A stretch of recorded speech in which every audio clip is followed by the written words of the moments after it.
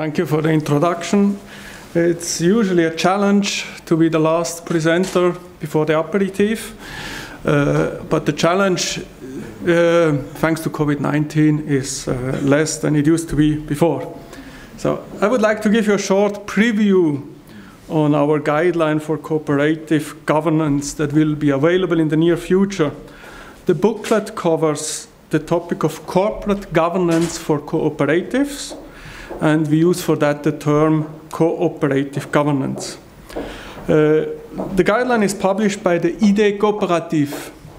This cooperative acts as a lobby for cooperatives, and the guideline was written by 3 of us, 2 partners, and 1 of counsel.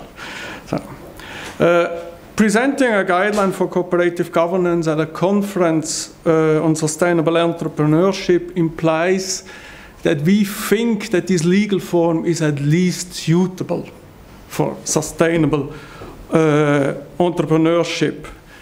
When you look at the websites of major cooperatives in Switzerland, one could conclude that cooperatives are far better than any other form of incorporation.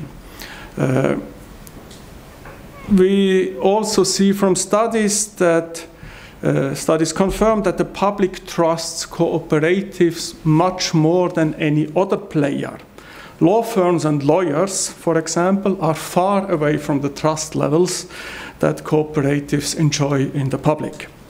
Well, the first question, as you rightfully pointed out, is there really a link between the form of incorporation and the suitability for sustainable economic behavior, right?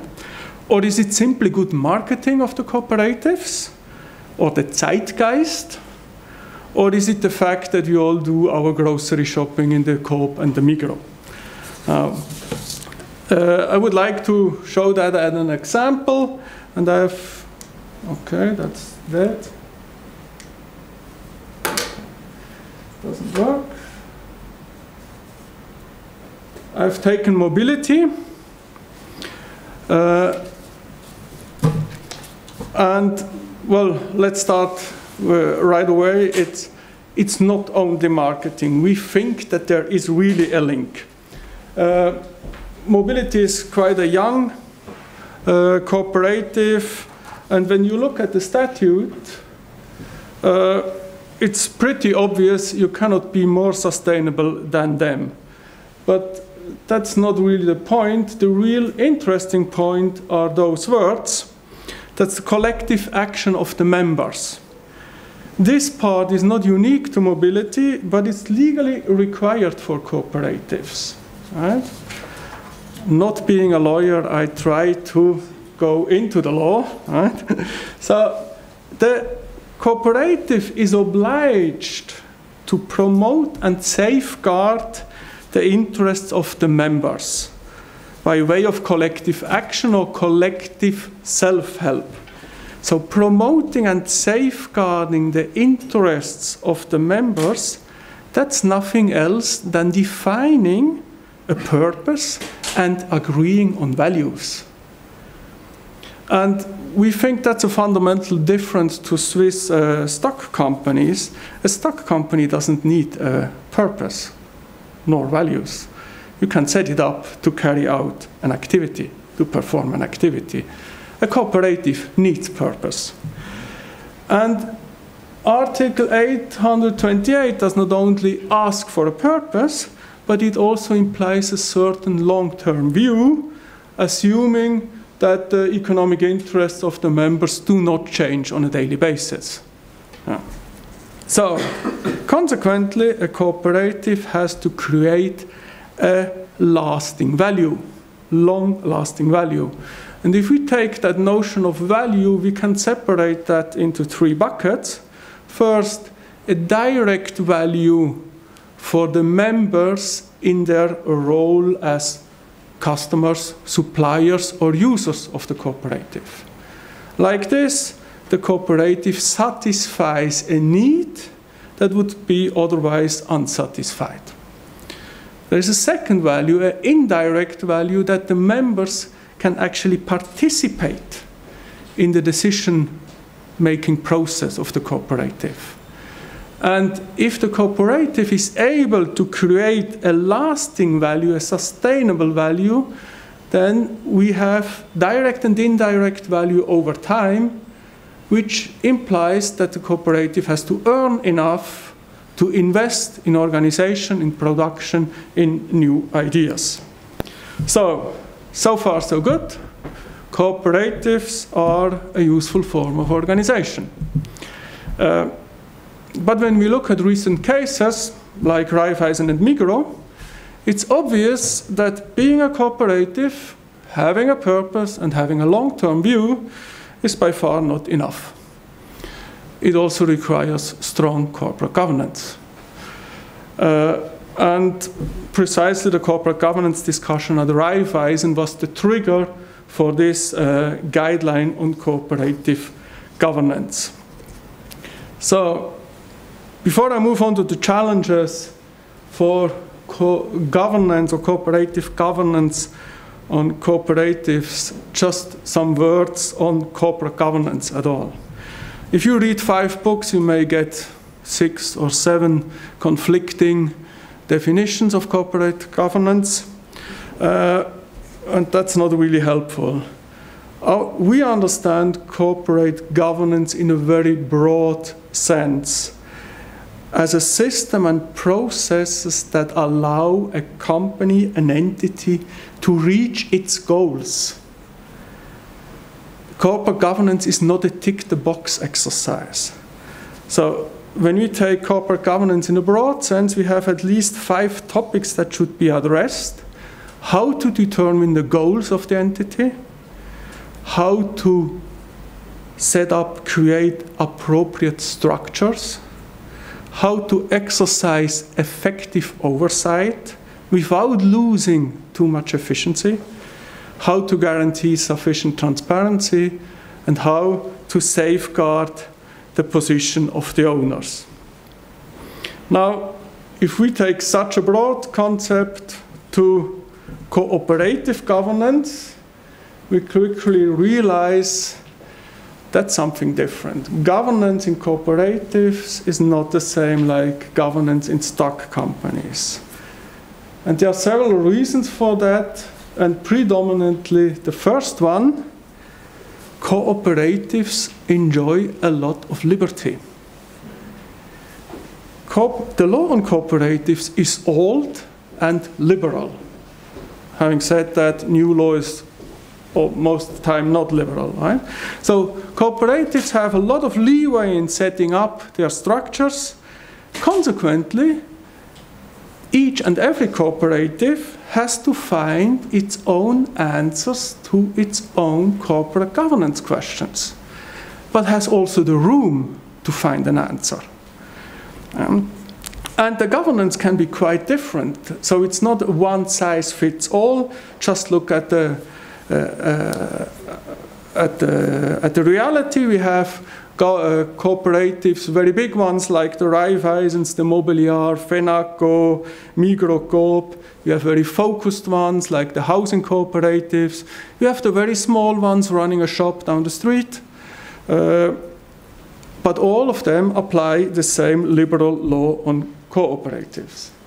Secondly, what I've already said, cooperatives are purpose-driven, so corporate governance has to support purpose.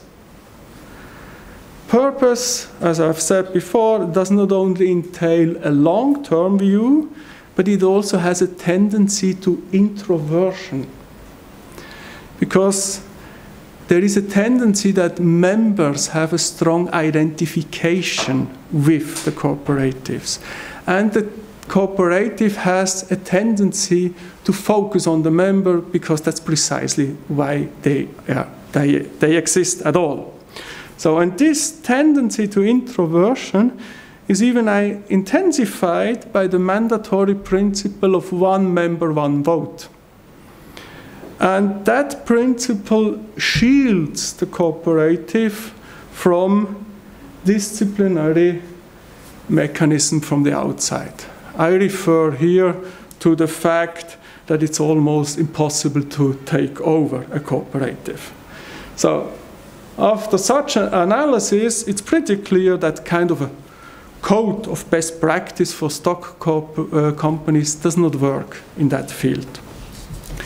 What is our proposed solution?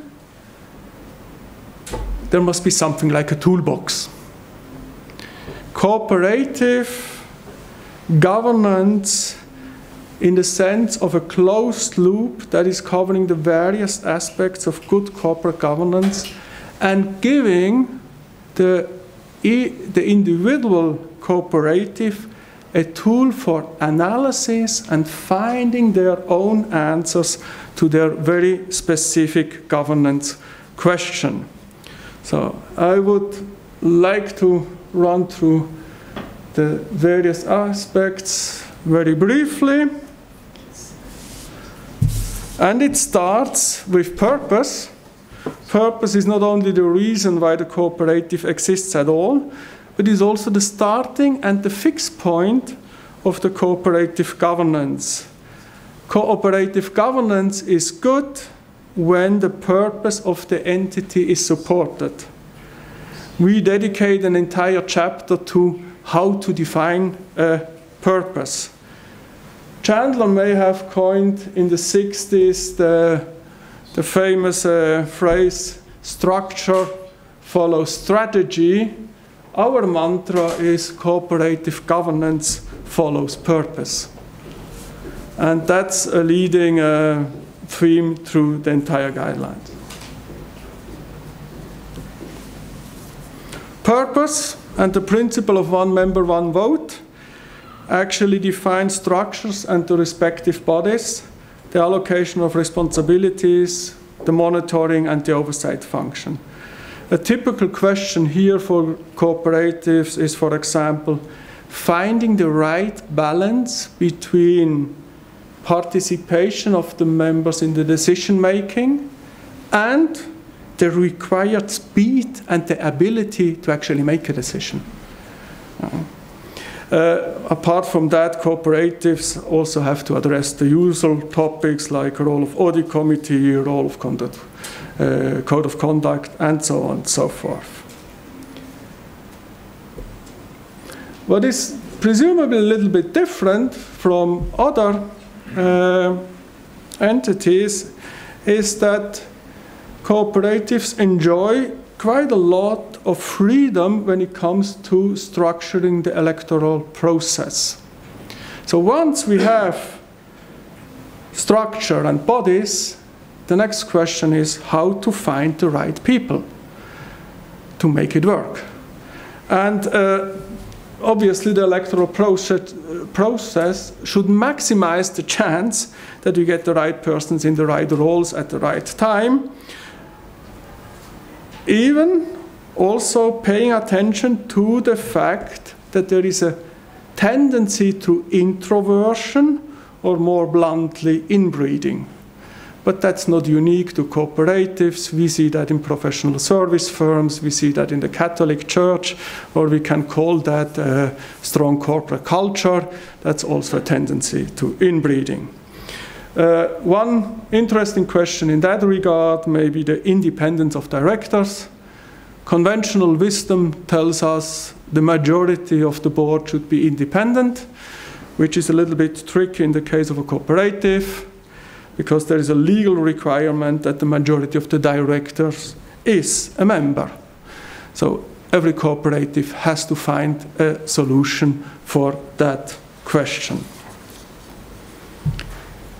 One point that we addressed specifically was the ability to change over time. So if we have a mandate to create lasting value, we have a tendency to introversion and a certain resistance to outside-in pressure, then we have to deal with that. And we think that cooperatives should set up or implement organizational measures that force them to maintain this ability for change, so that they don't get sclerotic over time. Last but not least, Transparency, which is needed to keep the system alive. And here we have the usual questions: when, to whom, what, in what quality should be disclosed. In a nutshell, the cooperatives enjoy a large freedom, but freedom comes with responsibility, and we hope that our guideline helps or is of use, that cooperatives can find their proper answer to their specific governance challenges. That's, in a nutshell, what we tried to do. Thank you.